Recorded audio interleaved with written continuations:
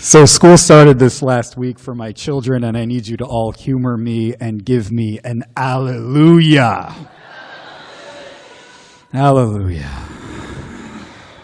As a mostly stay-at-home dad during those 3 months, it was a long summer. And it was made even longer because for some reason only known to God, all of my friends on Facebook were posting cute pictures of their children heading off to school a week before mine did. And those pictures were not cute. They were very annoying. My oldest child started middle school this week. Middle school is, I know, a different can of worms than elementary school. As a former youth pastor, I knew this, but there's a difference between knowing and knowing. Yeah, Rhonda is with me on this one. I got introduced to parenting a middle schooler on the first day when my son came home after having a fight with his best friend. Apparently, his best friend was teasing him about some girl. Yeah, you know, yeah. Now, I like my son's best friend a lot. In fact, I've often considered him our fourth child. And I know this is typical middle school behavior. But man, when that child came over and started teasing my son in front of me, and my son became visibly upset, something inside of me wanted to burst. I was careful to hold it inside. But I had this mixture of sadness and anger, and I told his friend that my son needed to do some chores and so couldn't talk. It's hard to explain this thing inside of me that wanted to burst out. It was as if the father bear inside of me wanted to roar at this little child. Part of me wanted to defend my son by yelling at his friend to stop being a total jerk. Fortunately, I was able to tame my inner father bear. And I know it was not rational. Instead, it was this emotional reaction. To say that I wanted vengeance against this boy would be going a little too far, but it isn't too far off. Maybe I hoped for something more like karma, as in payback. Like this behavior will come back and bite you eventually. Honestly, I feel a bit icky inside telling you about this story because I'm not proud of my gut reaction. I love my son's friend, not in a you should love your neighbor kind of love, but like a father and a son. I love this boy. He's a great kid, and I know my son is not innocent when it comes to teasing. But I tell you this story because I've come to realize that I need to be honest about my humanity, in all of my goodness and in all of my failings. I want to be honest about my anger and my desire for vengeance or karma, the shadow side of myself, because it's only when we're honest about those emotions with one another and the desires that we can learn to manage them in healthy and productive ways. When we bury them deep inside of ourselves, they are prone to exploding in unhealthy ways and destructive ways. This honesty about our emotions may be uncomfortable and lead us to be vulnerable as we share them, and I struggle with this. But I think being honest about these kinds of emotions, even the ones that might seem shameful, is the way to become fully human. Take a look at our passage from Isaiah this morning, for example. I struggle with this passage because Isaiah says that God will come to save God's people, which is a good thing, but that God will save God's people with vengeance and a terrible recompense. And all of a sudden, I'm like, no, stop. I bristle at this vengeful view of God. I much prefer a non-violent and non-vengeful God that Jesus reveals, the God who calls us to love all people, including those we call our enemies. But it's important to know that the political context of Isaiah. He lived during a time when the Assyrian Empire utterly destroyed the kingdom of Israel. The Assyrians were brutal. They killed men, women, and children. They exiled the survivors into the Assyrian Empire, forcing them into slavery. If I had lived during Isaiah's time, I would probably hope for a little divine vengeance too. In this passage, Isaiah seems to think that the only way God can save is by violently defending God's people against God's enemies. Isaiah writes this down, and even though I bristle at Isaiah for his desires for divine vengeance, I can understand where he's coming from because of his political context and the pain that his people had just suffered. But there's something even more going on throughout the book of Isaiah that's important. Because the book of Isaiah doesn't end with chapter 35 and God's vengeance. It ends at chapter 66. You may remember that during Advent and Christmas season, we often read from the later chapters of Isaiah. These are chapters where God does not save through a violent warrior who is going to defeat our enemies with God's vengeance. Rather, Isaiah envisions a suffering servant of God who saves not only Israel, but all the nations with nonviolent love. The suffering servant doesn't want to suffer for the sake of suffering. It's not that. But the suffering servant knows that God doesn't want us to respond to violence with more violence. Instead, God wanted the suffering servant to model a different way of being in the world. But the only way to be different from a world that is full of fear, resentment, prejudice, and desires for vengeance is to be honest about ourselves when those emotions infect our lives.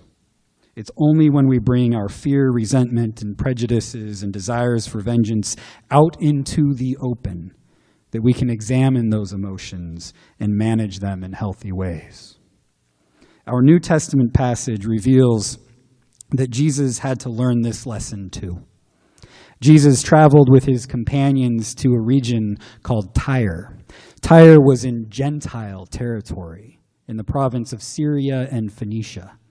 It was a long way from his homeland. We aren't told exactly why Jesus went all the way to Tyre, but the story gives us some clues. When he arrived, he went into a house and did not want anyone to know he was there. Yet he couldn't escape notice. It seems that Jesus went all the way to Tyre because Jesus needed a break. He needed to get away from the people of his hometown who were demanding him to continue to preach and to heal, and Jesus got tired. But his fame has traveled far and wide, even to this remote region called Tyre. The story tells us that a woman broke into the house and begged Jesus to heal her daughter. The Gospel of Mark emphasizes the fact that this mother was a Gentile of Syrophoenician origin. Why does that matter? Because this woman was a Gentile, she would have been designated as other. But to say that she was a Gentile of Syrophoenician origin is almost an excess. It designates her not just as other, but as other. This is a non-Jew who is not like us, Mark wants us to know. She is not us, she is one of them. And how does Jesus treat this woman who desperately comes to him with the hope of a miracle? He treats her as an other, very non-Jesus-like. She begs him to help her, but Jesus responds, "It's not fair to take the children's food and throw it to the dogs." Now, I came across some Bible scholars this last week who tried to make Jesus' statement not sound so bad. They claim that the original language of Jesus here, he used a word that actually means young dog. So Jesus was calling her a puppy, which apparently they think makes the statement okay. But I'd like to run an experiment this afternoon. I'd like all the men here today to go up to your wife or your sister or your neighbor and address her as a puppy dog. And let's see how that goes. I suspect it won't go very well for you.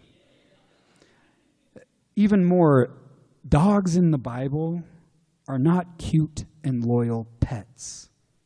The Bible always portrays dogs as opportunistic scavengers. Dogs were not pets, they were pests. They were a nuisance. Jesus told this woman that he came first for the children of Israel. In this moment, he thought of this woman as a dog. She was like an opportunistic scavenger who was trying to take food from the children of Israel, and that was not her role. Now, if I were this Gentile woman and Jesus called me a dog, I think I would have responded by calling him at least a jerk. I might have tried to burn him back by saying, if I'm a Gentile dog, then you're a Jewish pig. But that wouldn't have helped me or my daughter. Instead, she responded with vulnerability, with humility, and maybe even with some humor. She says, "Sir, even the dogs under the table eat the children's crumbs." If she had responded to Jesus with an insult, with his insult, with another insult, their hearts would have been hardened against each other. But instead, this woman found a third way. This third way was the way of nonviolence that softened Jesus' heart. This other woman taught Jesus that even those we label as dogs are welcome to feast at God's table. I believe Jesus was fully human and fully divine. Sometimes Christianity emphasizes Jesus' divinity at the expense of his humanity. But Jesus was fully human in that he was born into a particular culture at a particular time. That culture gave him many positive things, including the command to love your neighbor as you love yourself. But that culture, like all human cultures, also tended to give him a tribal identity of us and them. Jesus had to deal with the shadow side of his culture. He had to speak this prejudice out loud, and he needed someone like the woman to show him another way. She showed Jesus that God's table was big enough for everyone, and everyone, no matter your race, nationality, religion, politics, gender, or sexuality, is invited to feast at God's table. This story of the Syrophoenician woman is one of my favorite stories in the Bible because it's one of the few stories that I can actually identify with Jesus. So often the story we tell about Jesus is that he was perfect in every way. He loved and sacrificed to the fullest extent. And then we are called to follow him. Well, for me, that's proven to be impossible. That's why the Jesus in this story matters to me. I have been formed by a culture that has prejudice in it. I have said and done some pretty mean things to people in my life. And you know what? So did Jesus. And like Jesus, and like Isaiah before him, when we put our shadow side out into the open, we can learn from it and we can learn to manage it in healthier ways. And the even better news, I think, is that this story reveals that we are not defined by the worst things that we have done in our lives. I don't know about you, but as a husband, a parent, a son, a brother, a pastor, a friend, I've often needed to hear this message. Jesus was not defined by this moment when he said hurtful things to this vulnerable Syrophoenician woman.